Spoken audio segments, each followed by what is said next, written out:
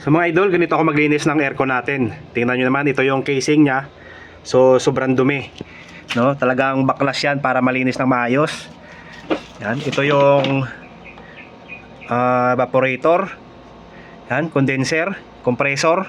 Yan, so tinanggal talaga natin yan para malinis. Yan, ito yung cover nya.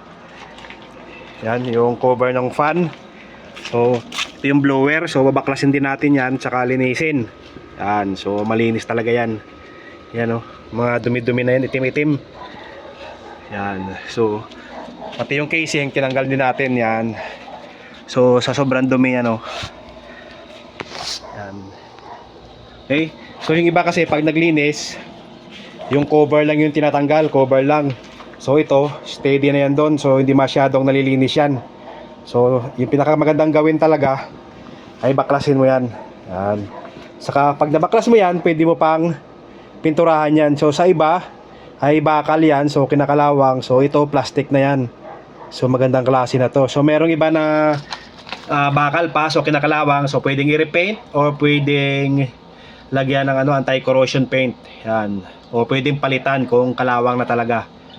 So yan. So after nito ay linisin na natin sa isa. So unahin natin yung casing nya para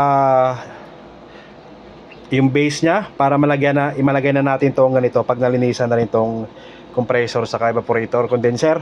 Yan, so yan mga idol.